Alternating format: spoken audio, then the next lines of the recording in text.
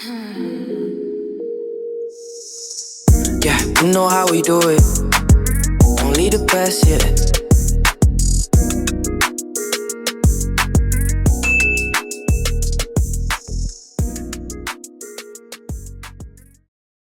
Welcome back to the Soft Life Table, where we talk about love, relationships, friendships, money, family, and the conversations everybody is having when the cameras are off. Except today, apparently the cameras are very much on. Very, very much on. Because today we're talking about P Square. Peter, Paul, Jude, EFCC, royalties, properties, videos, accusations. Girl, where do we even start? From the beginning. We might need snacks. Honestly, we might.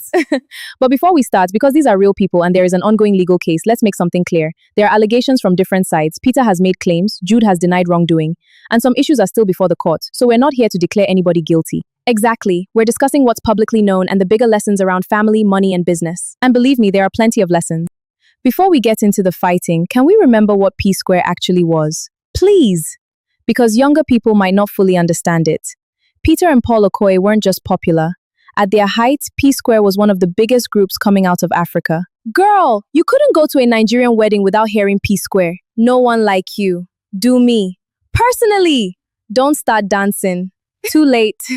But seriously, their music crossed countries and generations. And behind the scenes was their older brother Jude, who became deeply involved in managing their career. And that's important to this whole conversation. Very. Think about the structure. Your twin is your musical partner. Your older brother is your manager. Your business is family. Your family is business. That sounds beautiful when everybody is getting along. And dangerous when they're not. Exactly. If I disagree with my manager at work, I can go home. But what if your manager is coming home for Christmas? That's the problem. Business conflicts can easily become family conflicts, and family resentment can easily enter business decisions. And suddenly you're no longer arguing about a contract. You're arguing about something somebody did 15 Christmases ago. From the outside, they looked incredibly successful. But success can hide dysfunction. That's true. Sometimes we're looking at a family saying, look how well they're doing, while inside that family, people feel ignored, controlled, undervalued, or resentful. And when millions of dollars and fame are involved, those emotions become even more complicated because now everybody remembers who contributed what. Exactly. I was there before the money. I made this happen. Without me, there would be no P Square. Now you understand how family meetings become documentaries. Tolu!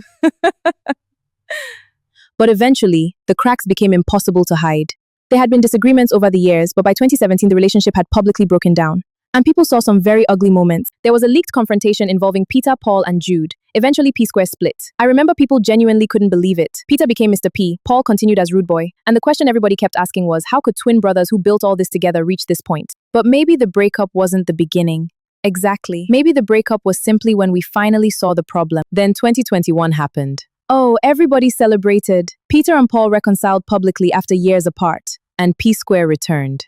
I remember thinking, yes, finally! A lot of people thought the family had healed. But now Peter has given a very different account. In his recent 2026 videos, Peter has said that his real goal was to reconcile as brothers, not necessarily to bring P Square back. That's deep. Why? Because imagine celebrating a reunion from the outside while the people involved still haven't dealt with what broke them apart. Reuniting is not the same as resolving. Exactly. And unfortunately, the reunion didn't last. By 2024, P Square had fractured again amid renewed disputes. And that's when I said, okay, this isn't just one argument. No. There were deeper problems. And money started becoming a major part of the public conversation. Royalties, management, companies, access to financial information.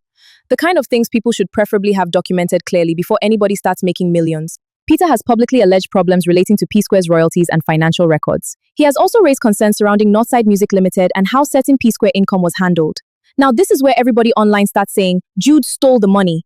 And we cannot say that. Exactly. There is a legal case. Jude has pleaded not guilty and denies diverting P Square's earnings. So allegation does not equal conviction. Correct. And that's very important for our audience to understand. Now let's talk about the elephant in the room. EFCC. EFCC! In 2025, Jude Okoye and Northside Music Limited were arraigned by the EFCC on money laundering charges. Jude pleaded not guilty. But Peter had petitioned the authorities. Yes, Peter has spoken publicly about taking his concerns to the EFCC and later testified in court. Your own brother. And that caused a huge debate. Because culturally people hear that and immediately say, how can you do that to your brother? But let's challenge that. Let's say you genuinely believe something serious happened financially. Does the fact that the person is your sibling mean you're forbidden from seeking legal help? No. I agree. But I knew there was a but. Before I take my brother to EFCC, please, we have exhausted every other option. That's fair. I mean, lawyers, accountants, elders, family meetings, everybody is tired of seeing us. The village meeting has adjourned 5 times. Exactly. But if all of those things fail, then being my brother doesn't mean I'm not allowed to protect myself. And that principle works both ways. Family deserves grace, but family also deserves accountability. Fast forward to the last few days of July and early August 2026. Season 1, please. Peter began releasing a series of videos giving his version of what happened within P Square. He did, yes. And every video seemed to open another door. He talked about the reunion, royalties, the business relationship, his brothers, and other disputes. But remember, these videos represent Peter's account. And then Jude responded, strongly. Jude has denied Peter's allegations. And he didn't look like somebody who planned to stay quiet. He accused Peter of spreading falsehoods and disputed his account regarding royalties and financial records. Jude's position is essentially that these financial matters were examined during the EFCC investigation and are before the court. So we've now got Peter saying, this is what happened. Jude saying, no, that's not what happened, and a court case that has not yet produced a final verdict. And meanwhile, social media already has judge, jury, and Supreme Court. Every comment section has its own Chief Justice. Then the dispute became even more personal. Peter recently alleged that there had been a disagreement involving property in Atlanta, and this part was messy. According to Peter, an earlier division of assets resulted in him taking ownership of an Atlanta property while Paul received money to balance the difference. Peter claims he later discovered the house had been listed for sale without his knowledge. If you're telling me that's my house, and I discover somebody is trying to sell it, remember allegation. I know, that's why I said if. She learned from legal. I'm protecting the soft life table. Peter has also made a very serious allegation that Jude threatened his life. And that's where it stops being funny. Absolutely. He alleges that threats were made during the conflict and says one was recorded. Again, because that's a serious claim, we have to keep the wording precise. That's Peter's allegation. Imagine a business disagreement reaching a place where brothers are even talking about being afraid of each other. Regardless of whose complete account eventually proves accurate, the fact that a family conflict has reached this level is sad. Very sad. I've been patient. Now can I ask my question? Go. Where is Paul? Right in the middle of a very complicated relationship. Because sometimes I hear Peter and Jude so much that I forget the original P Square is Peter and Paul. And Peter has also spoken about Paul in his recent account, describing situations where he says he felt unsupported or betrayed. This is your identical twin. That's what makes it different for me. But twins are still 2 separate adults. I know. They can disagree over money, marriage, business, loyalty, boundaries, anything other siblings disagree about. I think the public romanticizes twins. Definitely. We expect them to automatically be best friends forever, when they're actually 2 individuals who happen to share an extraordinary bond. We've questioned Peter's decisions, but I think we also need to talk about Jude. If Peter's allegations are eventually proven true, some of them are very serious. Absolutely, Jude wasn't only their older brother, he was their manager. That position requires transparency, especially when you're dealing with your brother's money, royalties, and properties. And that's my issue. People keep saying, but Peter took his brother to EFCC. Okay, but if Peter genuinely believed something was wrong financially, was he supposed to keep quiet simply because Jude is his brother?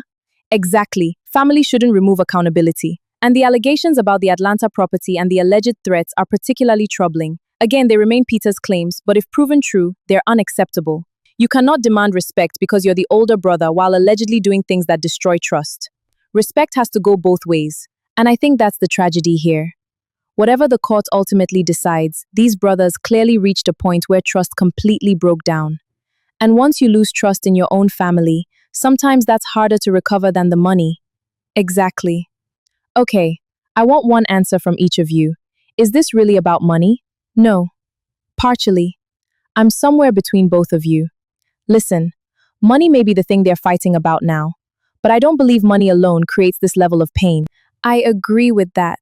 I hear years of resentment. I hear questions of loyalty. I hear who made who. I hear who contributed more. I hear whose side did you take. And maybe, did you respect me? Exactly.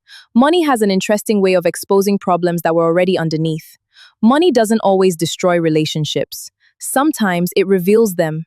That one. Something else that keeps appearing in the wider conversation is who deserves credit for P Square. I don't like that conversation. Why? Because why does one person have to have made P Square? Explain. Peter was important, Paul was important, Jude's management role was important, other people contributed too, the audience contributed to their success. And contributions don't necessarily have to be identical to be valuable. Exactly. Maybe one person wrote more, another performed differently, another handled business. Everybody can contribute something. Peter has recently challenged some versions of the group's origin story and who supported them in the early years. And that's another sign that this conflict isn't purely about today's money. They're fighting about history. Can I give the lesson I think every African family should take from this? Please. If you're building a business with family, document everything. Everything. Ownership percentages, contracts, royalties, bank access, responsibility, intellectual property. What happens when somebody leaves? Everything. And don't say, that's my brother, we don't need paperwork. Especially if that's your brother. Tolu! No, seriously, she actually has a point. Because if we agree while we love each other, then when we're fighting, the document can talk. Wait, that's actually good. Thank you. Let the contract remember what emotions forget. Okay, both of you came prepared today. There's another side to this conversation that I think African viewers will immediately understand. Family hierarchy. Exactly. The older brother issue. Yes. In many African families, age and position matter enormously. And respect for an older sibling can sometimes make ordinary business accountability uncomfortable. Because imagine telling your senior brother, please send me the account. And somebody says, is it because you have money now that you're questioning your elder brother? Exactly. That's dangerous. Because respect shouldn't eliminate transparency. And transparency shouldn't automatically be interpreted as disrespect. Can we retire one statement? Which one? But he is your brother! I knew it. Not the auntie voice. No, because anytime something serious happens in a family, people use that sentence. But family is important. Absolutely. That's why your family should treat you with even more care. I agree with that. Being related shouldn't remove boundaries. And at the same time, I think we should leave room for forgiveness when there's genuine accountability. Accountability first. Definitely. Now I'm going to disagree with you a little. Okay, let's go. I understand someone wanting to tell their side, but does the public need every detail? If somebody has been publicly painted as the problem for years, doesn't that person have the right to defend themselves publicly? Yes. But where does it stop? I'm somewhere in the middle. Of course you are. If an accusation is public, sometimes the response has to be public, but I also don't think social media is capable of repairing a family. That's my point. Every new revelation creates another headline. Then strangers choose sides. Then people start insulting wives, children, and relatives. That's true. And even if the brothers reconcile tomorrow, the internet never forgets what was said yesterday. This is another thing people forget. The family around them. Exactly. These men have wives, partners, children, and other relatives. When adult siblings fight publicly, the conflict doesn't necessarily remain between those siblings. Children may see things being said about their father, uncle, or family. And that's why sometimes winning the public argument can still come at a huge personal cost. Very true.